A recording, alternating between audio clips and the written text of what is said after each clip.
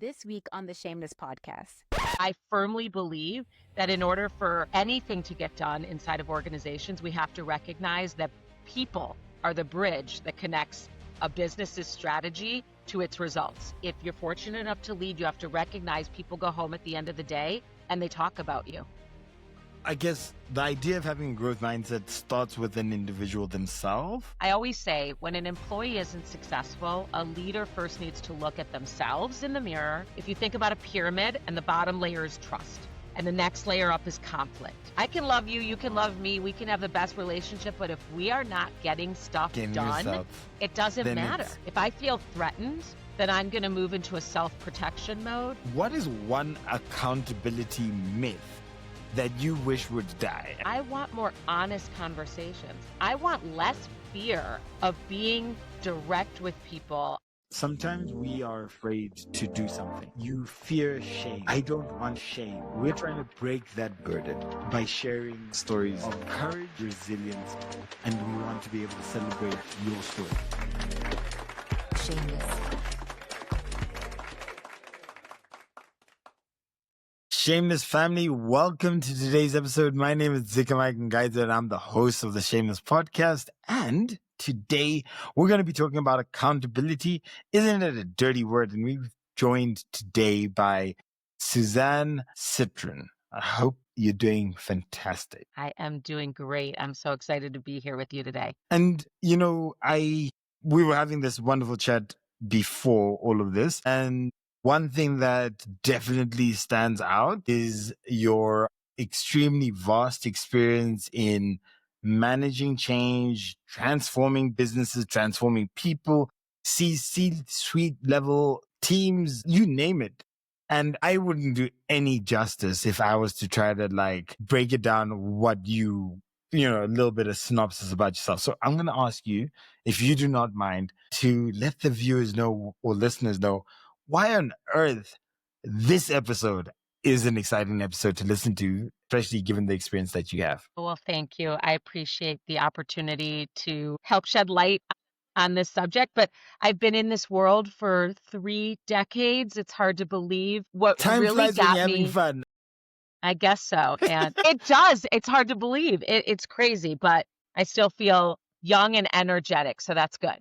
I found that my best ability to have impact was taking a blend of my interest in business, because I came up through the world of business. I got my MBA, but I emphasized my MBA in organizational change and organization behavior because I wanted to really feel like I was affecting or impacting humans within organizations. So it was allowing me to kind of bridge those two worlds, because I firmly believe that in order for anything to get done inside of organizations, we have to recognize that people are the bridge that connects a business's strategy to its results. And if we don't invest in people at the individual and team level, we're really going to be hard pressed to have any success. So I feel super passionate about that. I love connecting with people and hearing their stories and hoping that I can have some small impact in making them be the best versions of themselves, and without putting a lot of pressure on people. If you are leading, if you have the pleasure and the privilege of leading someone else, you have an awesome responsibility. And so I really do emphasize to people, if you're fortunate enough to lead, you have to recognize people go home at the end of the day and they talk about you. And do you want them to say good things, or do you want them to vent about their frustrations? So it's an awesome responsibility to lead people. And I hope that I can have even just a small amount of impact in helping them be the best versions of themselves that they can be. So, but then when a leader, not all leaders are necessarily find it easy, and does it not necessarily come natural to a lot of people? Would you say that a lot of these skills that you say a leader should be grateful, should be fortunate enough, those skills and the ability to feel that being fortunate and also be able to represent a leader, is that something that's learnable, teachable? Is that something that somebody can grow into, rather than, if I am like this, I'm stuck like this? Yes. I wouldn't have a job for this long if I didn't believe that, because there's actually something called the parallel lines model, which I didn't come up with, but I use it often. It's this idea that people are put into positions of leadership because they were really strong technically or as an individual contributor. And if we don't recognize that it takes a completely different skill set to be a strong leader, and it takes the willingness on their part to learn those skills, but also the willingness on the organization's part to invest in their development, most people won't be successful. There are some who just get it and they can make that jump and they're like, I get how to lead people. Many people really need to work at it. And I firmly believe that if you work at it, you can develop it. But you have to have a growth mindset. You have to be open, self-aware, and want to get better. But then I guess the idea of having a growth mindset starts with an individual themselves. And so if they don't realize that they're supposed to want more, be more, because you can be quite arrogant if you're technically strong and you getting the results, then it's so easy to be arrogant and actually not necessarily see that you might need that additional skill set.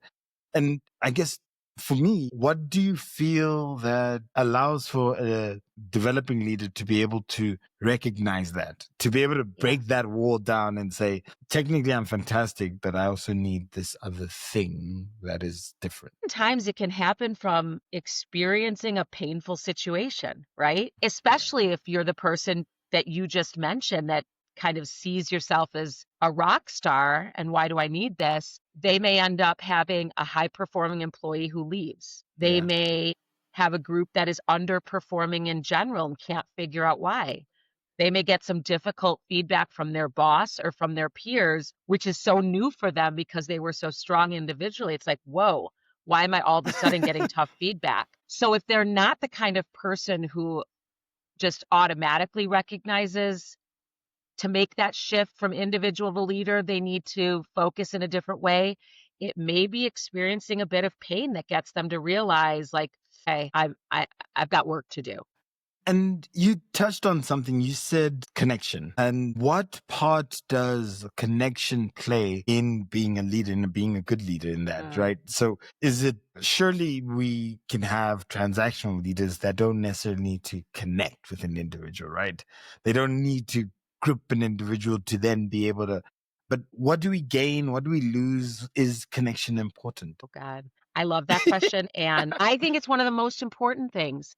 And connection doesn't have to be that I know the intimate details of your life.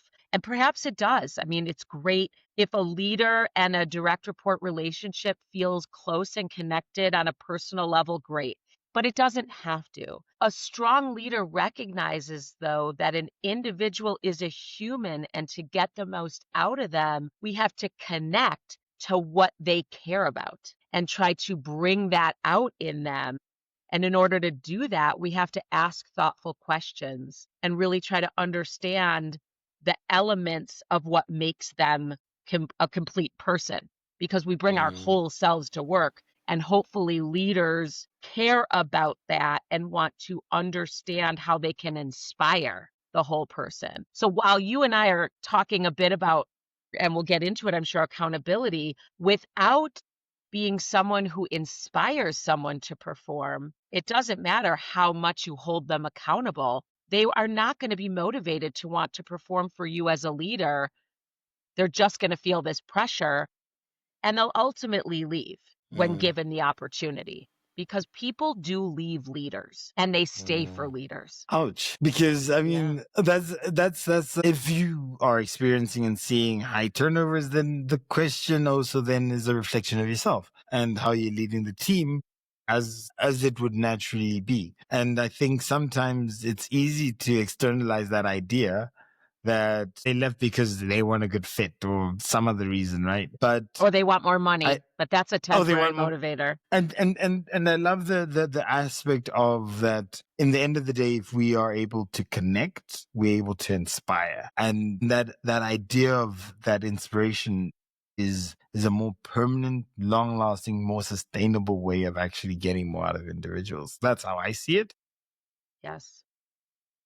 But surely you can have accountability without that inspiration. I mean, you suggested that without that inspiration, without that connection, it might be difficult to hold people to account. I don't agree. Well, actually, wait, but let me make sure that I'm being clear about that. It's Yeah. not difficult to hold people to account without being inspirational. It's difficult to sustain a healthy Okay. relationship where someone Yeah, will fair enough. continue to want to perform for you. So we do Gotcha. this exercise in our leadership program where we have leaders pick a side. Are you a more accountability-oriented leader? Drive results. You're very focused on how someone's performing to standards. Is that more your inclination? Or are you more of an inspiration-oriented leader where you're the coach, the motivator, the enthusiast, the cheerleader for someone? And I intentionally do that because you can absolutely have both. And that's what we're trying to build in people. Okay. Most people have a leaning one way or the other. And so we actually foster this conversation where we have them physically stand up and look at the other side and say, what would I benefit from trying to bring more of that other side into my style so that I'm a balanced leader? Because that's really where you get the most out of people. Because if you're too inspiration oriented, you may be seen as allowing underperformers to just Yeah. continue to exist. And we are running businesses here. So that isn't sustainable either.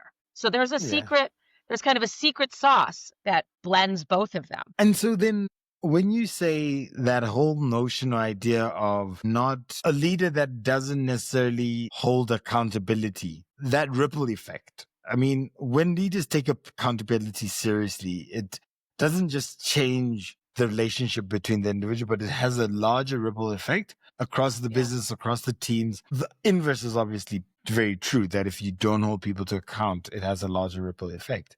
Do you have any examples where, you've seen that ripple effect where either good accountability or bad accountability has resulted in an impact larger than just that relationship that was there? Or even just comments around that. Absolutely. I think that, in addition to doing a lot of the one-on-one leadership coaching where I'm trying to create that balance within an individual on, being an accountability driven leader is about setting clear expectations, co-creating those expectations with somebody so that they're bought into it, they understand it. That's the foundation of the house. Then you give regular feedback to try to keep someone on track. You give positive feedback. You give developmental feedback. You do it informally when you observe someone in action so that you're creating a culture with you and that individual where feedback is accepted, it's expected, it's just part of the way we do business. And then, by the way, when it comes to doing a year-end review, you're just repeating things because you've had this interactive, feedback-oriented relationship the whole time. But in addition to that, I am working with many senior leadership teams to try to create cultures of accountability more broadly. And that starts at the top. So we try to understand who's sitting at that table in the boardroom or the C-suite. Are they accountability-oriented leaders? Do they inspire people to perform?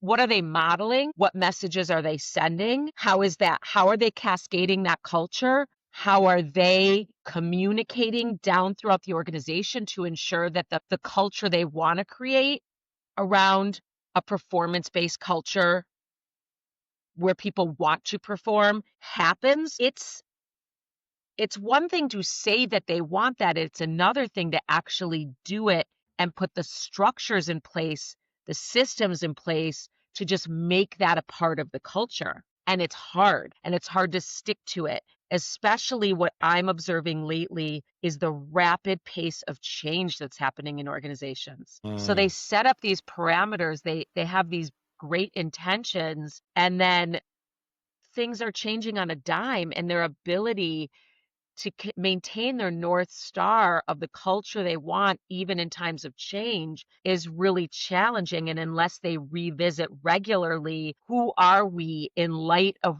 these changes we're navigating, they will get off course very quickly. I mean, but then with the rapid changing of, everything around us, is it right to actually adapt and change, or is it better to be grounded upon certain foundational principles and then just working through that? I mean, surely there's a balance to be had between those two. Was going to say yes to both. Yes, I want my organizations to be grounded. I always have my clients, whether I'm working individually or with teams, start with, what are your values? What's your North Star?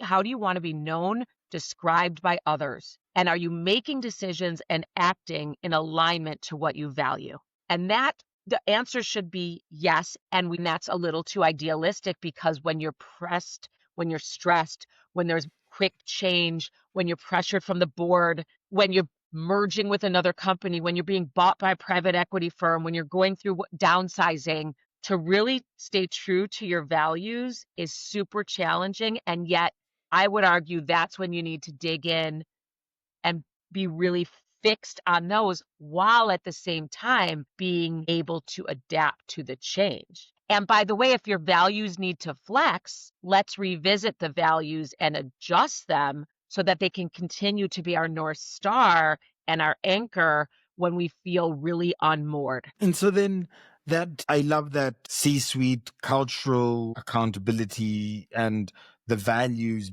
cascading all the way down. If we were to bring it down to an individual basis, right? Would you say there are small activities that can really ground that culture of accountability that really can essentially start or have that North Star being a little bit easier to achieve, but in very small increments for an individual who might be sitting in a space whereby maybe that communication might not be fully through, but they have their own values, and they're trying to just really work to that and work on that. What would you say that could really be a little bit of an insight on a small thing that somebody can work on? Absolutely, because I really want someone to feel like they've got control of their own small world, even if there's chaos above and around them, right? Because if I'm leading you, I should be that barrier to you of the chaos, right? So what we need to focus on is what's going on right here.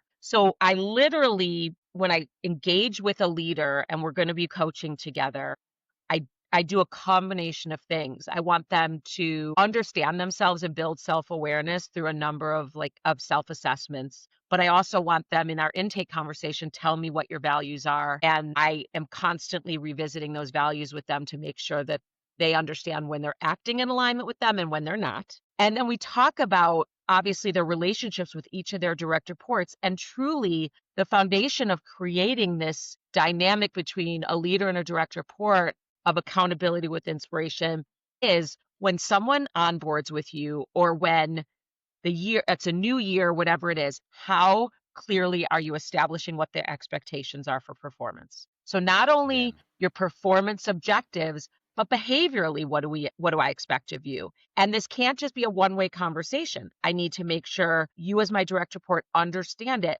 You've had a say in what those expectations are. You feel excited and enthusiastic about what you're being asked to do. And we kind of co-create this expectation agreement, and we regularly revisit. So another incremental thing is I'm really focused on what do your one-on-ones look like? Because we're having so many meetings that are of zero value. So I don't want a one-on-one where we're just running through the checklist of give me the status of your projects. Okay, that can happen virtually. That can happen in an email. I want the one-on-ones to be an opportunity for us to say, what went well in the last week or 2 weeks, whatever the cadence is of your one-on-ones? What didn't go well? How can I support you better than I'm doing now? Where do you really need me to jump in? Where do you directionally want to go, and how can I help you get there? So I provide very clear, specific frameworks that I want my leaders to use so that the one-on-ones feel like they're a good use of time for everybody. And that's also in a world where we're all super busy and being pulled in a million directions. If I use this framework well, I know I'm drawing a thread from our conversations from one meeting to the next on what matters, because I've got that guide to help me. Yeah. So those are just a few examples of small things. And I think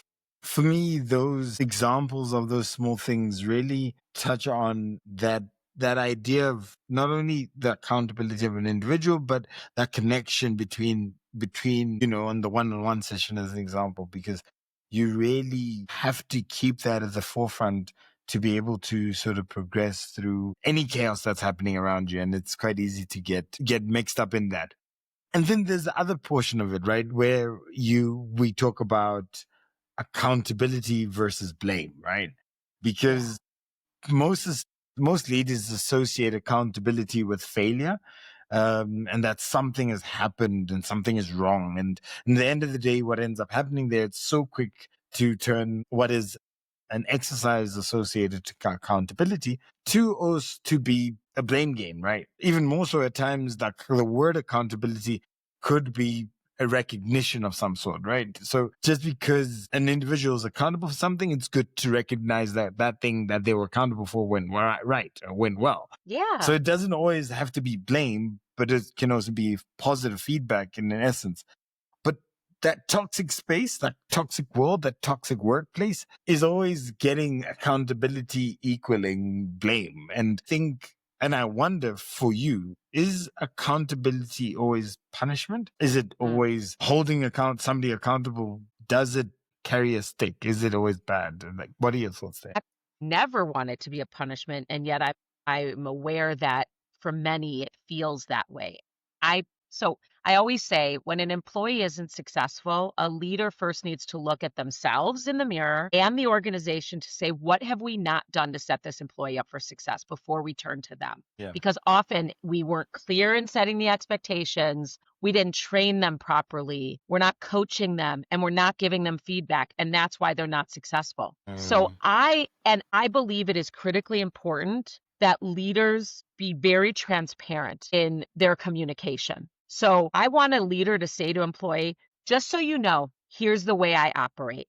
I like to be really clear about what I'm expecting. I want to make sure you get it. I want to make sure I ask you questions so that if you don't get it, you feel comfortable telling me. I want us to have really regular conversations. Please know I'm going to give you feedback. I'm going to give you positive feedback. I'm going to give you developmental feedback. It's all in the interest of helping you grow. I want you to give me feedback. I'm going to ask you questions so that I can know how I can be a better leader for you. So it's like I want my leaders, I don't want there to be surprises. And the better we can do at putting it out there in a super honest and authentic way, the less someone's going to be blindsided or surprised when they are held accountable because it was told to them that that's what was happening. But it was framed in, I want to help you succeed. My job is to help you succeed. Because the other thing I'd say is if we allow an underperformer to continue in their role being unchecked, we're doing them a disservice just as much as we're doing ourselves and our companies a disservice. But that's difficult, right? I mean, that idea of holding an underperformer accountable. I mean, they could be a great person. I mean, nice personality, the rest of it, right? But how then does a leader sort of separate that part where they've connected with an individual, but then the difficult conversations on holding somebody who might not be performing to that level? Because I think those are two conflicting and quite painful, potentially painful ways of having to address something. Yeah, well, and I would say that it's not the what we say, but how we say it that will have the impact. And I don't want the things to be mutually exclusive. You and I can have a great relationship and a great connection. And so it feels really safe for me to give you feedback because you know that it's in the interest of helping you grow and develop versus a very threatening, non-trusting dynamic where it feels personal and it doesn't feel in the interest of helping you grow and develop. And that's a very different dynamic. And that creates the toxicity. And so, you know, I don't know if you're familiar with Patrick Lencioni and the 5 dysfunctions of a team, but the same. Okay, so it's this idea that it's a pyramid. I love how you tease that out of you. Like, I don't know if you're familiar, but I'm going to tell you now. I'm going to tell you anyways, whether you know it or not. No, I'm just kidding. But it's this idea, and the same can apply to a team as well as a one-on-one relationship. If you think about a pyramid and the bottom layer is trust and the next layer up is conflict. And it's this idea that if I trust you and you trust me, we can disagree on things and it doesn't feel threatening at all because we're aligned and we have each other's best interests at heart. And then if we build off of that, I can create a culture of accountability because I've laid this foundation of a really trusting dynamic and we could disagree about ideas and all in the interest of getting to the top of the pyramid, which is results, which is why we're all here. I can love you, Oh, you can love wow. me, we can have the best relationship, but if we are not getting stuff Getting done, results. it doesn't Then matter. it's, yeah. And what did you call that? Who's It's triangle of what? Patrick Lencioni. Patrick Lencioni he's like a guru of team dynamics. And so it's called the 5 dysfunctions of a team. 5 dysfunctions of a team. Okay. And then I guess when we look at teams and sort of toxic teams, what have you found sort of creates like the most common thing that you walk in, you see this one thing and you're like, yeah, this is a dysfunctional team. I don't really need to go too much into depth in this one. What would you say that one thing would be that would just, you see it, you spot it, you know it? Truly lack of trust. Oh, I wow. mean, I think that is one of the biggest things, and that can manifest itself in so many different ways. But if I feel threatened, then I'm going to move into a self-protection mode, and I'm not going to care about the team as much as I'm going to care about myself, because that's a human thing that people do when they feel unsafe, is they move into self-preservation. But if I feel trust and psychological safety, and it really comes down to psychological safety, then I'm going to feel very comfortable expressing myself. I'm not going to worry that there's going to be repercussions to me being honest. And we can actually have really productive conversations. And we can hold each other accountable because we're aligned on what we're here to do, and we are trusting of each other. And it's so funny, because if you think about a high level team in an organization, they're not necessarily going to want to talk about psychological safety. And yet it's a human need. Maslow's hierarchy of needs talks about, like, I need to feel safe in order for me anything else to happen. But it is not always easy to identify that lack of trust. I mean, if you're in it, you're in it. And sometimes you're in it and you just don't really recognize that the reason why you feel like this is because there's a lack of trust. Would that be fair to say? Would you think that it should be quite easy to spot? No, I agree with you completely. It is not easy to spot. I actually worked with a team where it was a partnership, and they had major issues with each other, which created the kind of fear, and like there was just such a stressful dynamic. But one of the leaders brought to my attention a trust equation that I have now built into my vernacular, and I use it. But let me tell you what that is. And then it's really hard to actually measure it. So if you think about a formula, the numerator is the credibility, reliability, and authenticity of an individual. So let's think about that. Reliability. Right. Is that credibility plus reliability plus authenticity? Okay. Yes. And then over the denominator of self-interest. So that's detracting from it. So you build trust by being someone who is believable. So you're an expert in what you do. You're credible. You're reliable. You follow through on what you say you're going to do. And you're authentic. You're real. You're honest. All those things contribute to your ability to be trustworthy. And then what takes away from it is I care about myself more than I care about the greater good. And I just loved that. And it was interesting because one of the leaders of those two wanted to actually make them rate each other on those things. And the other leader was like, we're not ready for that. And we didn't ultimately do it. It's actually, if you can do it and people are super honest, like, you're really credible, but you don't follow through on what you say you're going to do. You're not you're not honest. I feel like you're holding back.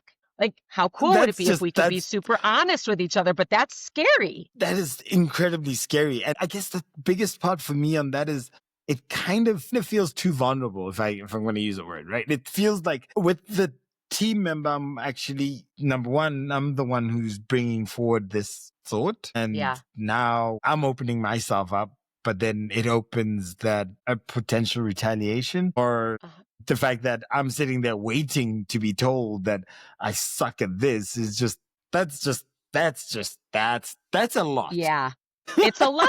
It's a lot. And that I feel like I have yet to actually do it at that level with a team. I introduce the equation. We talk about it. We're honest. Like, they'll collectively say through anonymous feedback prior to the meeting, I don't feel like we have a trustworthy environment, or I don't feel safe or comfortable. And so we'll bring it up as a theme and we'll talk about it, but we're not really getting to the individual, how trustworthy you are versus you are versus you are. And it is super hard, but I love the formula. At least it's something Yes. objective to ground yourself in versus like this kind of ethereal, subjective concept of building trust.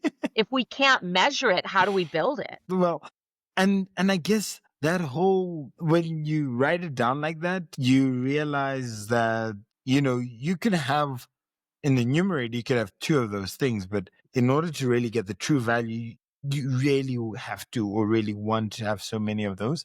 But even more so is the fact that when you do something in self-interest, it has such a large impact across so many parts of you. And it reminds me of an individual I worked with at some point, and brilliant mind, incredibly smart, and sort of reliable, accountable, everything that you talk about, right? And then you were credible, but you didn't quite feel that they were authentic, number one. So that third one was not there. And then more so is that with that, also felt that a lot of their actions were within their self-interest. Yes. And then now everything they say you doubt, right? They're not authentic, but it's to their benefit. Now I'm doubting everything, even though I know that they are a brilliant mind. Yeah, which just makes you realize it's so much more than just being a smart, accountable person, and being able to kind of understand, why don't I trust this person as much as I'd like to? And now you can name it. Whether you're comfortable being honest about it with them, that depends on the relationship. Yeah. But being able to name it just makes me feel so much better. I want to understand, like, what is preventing the optimal trust. And even if we don't want to call out individuals, then what do we want to do to build it more collectively and put some actions in place where we're trying to create that amongst the team? But in a one-on-one relationship, you can't be anonymous, right? You have to be able to be honest about it. But we can't build a relationship if we don't have it, right?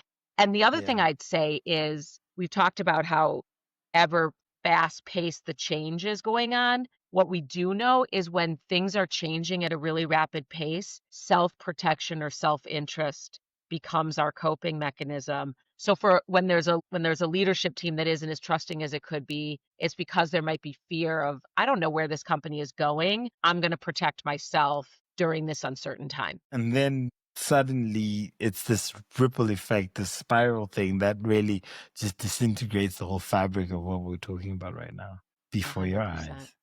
Yeah. So I've got a quick fire round. I am going to ask you 3 questions. And in those 3 questions, I am going to hopefully not ask you to elaborate on it, but I know myself. I'm going to just ask you 3 questions. And I'm going to ask you, but in the end of the day, we'll have to talk again.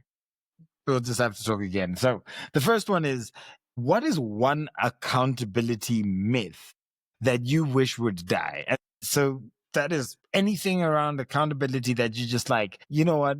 Too many people believe or feel that this is big or small, or whatever it is around accountability that you feel is a myth or misconception. I think the title of this episode actually is the biggest myth or conception, that it's a bad thing. It's a good thing. We need it. We want to demystify or de-negative, like that's not a word, but we want to not make it seem like de-negativize that word, so that people get excited about having a leader who holds them accountable, and they want to deliver results for that leader because they do it in a way that gets them excited. That's brilliant. And yeah, but that's also you difficult. Wanting to go deeper. This is why I want to go deeper. You can't just say all of that and then now like force me to just move on to the next thing. Okay, fine. All right, wait. I'll move on because this just means that somebody's just going to have to go to your website and they're going to have to dig in a bit deeper or go onto socials, because surely you talk about this somewhere in there. Yes, I mean, so I'm going to actually, you do, right? Okay, so I'm going to stop right there, even though I have to go to your website. Anyways, we'll get back to that shortly. Now, another quick fire question is, if leaders only tracked one thing this year to measure accountability, what would that one thing be? If you had to measure accountability and your ability to hold people accountable, how on earth do you keep yourself honest as a leader that I was true in keeping people accountable? That's a difficult question. That is a difficult question, but I would say, well, the simplest answer is, did we meet or exceed our goals? Did an individual meet or exceed their goals? Did we as a group meet or exceed our goals? That's a simple answer, but I would want to drill into, did I do what I said I was going to do as your leader to help you be the best version of yourself that you could be? Love that. Love that. Love that. I love that because, as you said, as a leader, it's about not necessarily yourself. It's about growing that individual. And so if you're connecting with that individual, you're growing that individual, you're doing things with it. So at the end of the day, to measure that, that's smart. That's smart. Drop the mic. Oh, well, so then I guess then the third question is around sort of the world that we live in right now. It's very fast pacing. You got sort of this generational gap that exists. If you could have sort of the future, if you look into the future and you're saying, I would like more of this associated to accountability. If you're saying, we've got these changes in the way people look at life and changes in dynamics, technology, all that stuff. What would you like to see more of in the future version of the world that we're looking at? Is there... I love that question. Yeah. What would you like to see more? And it doesn't necessarily need to be about accountability. It can be about anything, but, topics of concept. Well, I think it's going to contribute. I want more honest conversations. I want less fear of being direct with people. I do not like when leaders live in fear of discomfort. So I want us to be comfortable with the uncomfortable, but I want us to get better in how we deliver messages so they can be heard and understood. We talk about it that I want you to metaphorically think of yourself as putting your arm around your employee and looking out at a problem, and together we're going to solve that problem. I'm supporting you, but we still have this issue we need to address. So what are we going to do about it together? And I want there to be more of that. And I think for me, it's that really, that metaphorical idea of sort of wrapping your hand around an individual it's warming because it's that level of assurance that a leader has to provide, but at the same time, driving towards something rather than avoiding something. And then that I find that really beautiful. So what I usually do is I have a quote for the episode. Great. And this quote of the episode really is an attempt to wrap up the episode and give us a summary of what we might have talked about today. And today's quote is, we're often afraid of being vulnerable, but vulnerability creates genuine connection. We are often afraid of being vulnerable, but vulnerability creates genuine connection. And the reason why, for me, that particular quote resonates with me in this, or with this conversation that we had, is because, Midwestern gal with 3 decades of experience, I think your vast experience where you were doing sales and then you realized, you know what? I connect more with this idea, this notion of organizational change and behavioral change. And you wanted to therefore impact a lot of lives. You found a calling within yourself that allowed for you to then give as much about yourself as possible. And that meant that not only when you are in a space are you giving yourself, but you are connecting in a genuine manner.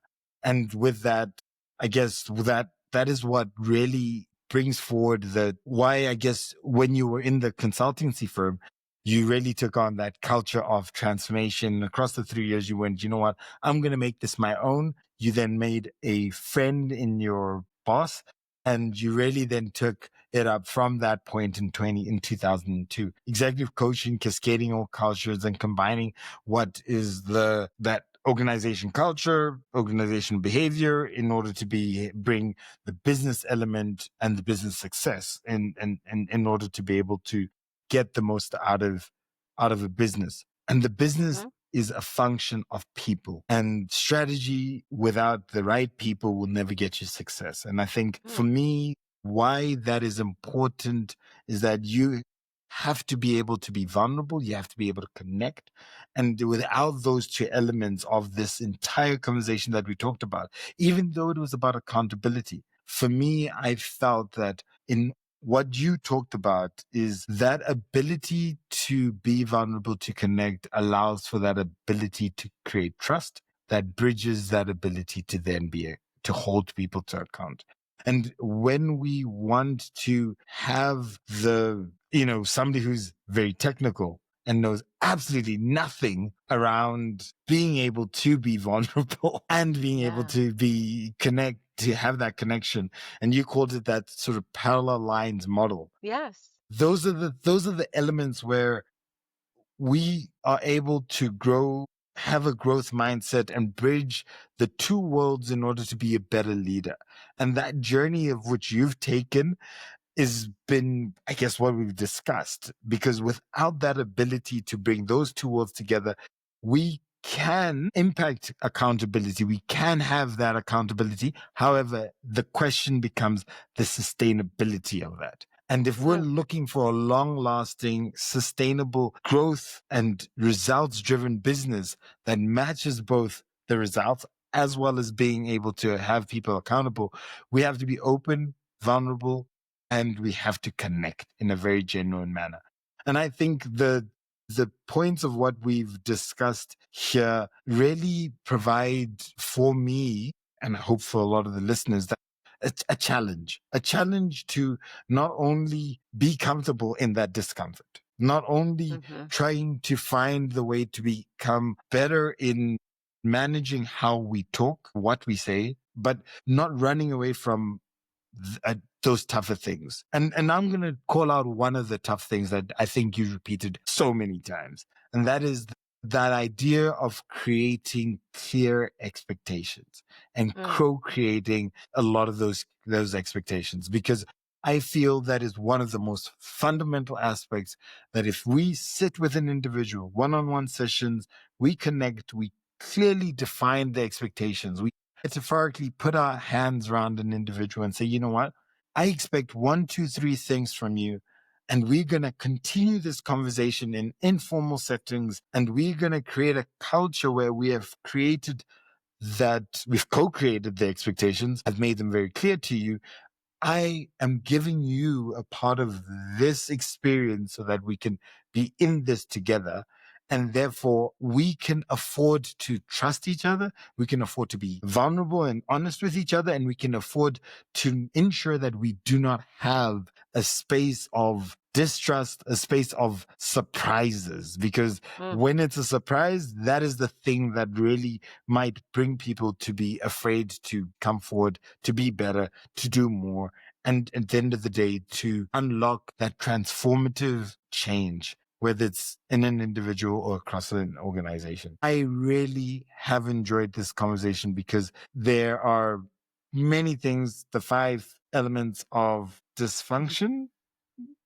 I call The them 5 that. dysfunctions of a team. Yes. No, The the 5 elements of dysfunctions of a dysfunction. team. 5 Either way, I dysfunctions love of a it. team. And the way that it cascades trust, conflict, accountability, all the way to the end to get to the results. And if those things are aligned, then we are working with fire. We are a magnificent team. And I think what you have discussed, and for me, the one thing, I mean, I've said a lot, you've said a lot. The one thing that I'm going to take away is an equation. That equation is accountability plus reliability plus authenticity divided by self-interest equals trust. And as long as we're able to have that equation written down, and we're holding ourselves accountable to those, that journey towards being accountable, holding people accountable, and realizing that accountability isn't a dirty word. It's what builds habits that leaders can stick to. I think this has been an absolutely amazing episode, an absolutely amazing discussion. And I mean, I've loved it. And I guess at the end of the day, no matter what we do, this calls upon each individual, whether it's a leader or an individual, to do more, to do better. And if I'm going to ask for anybody to pick on that one thing that we're going to say, I'm going to try and lead by holding accountability in a different way. in a different light.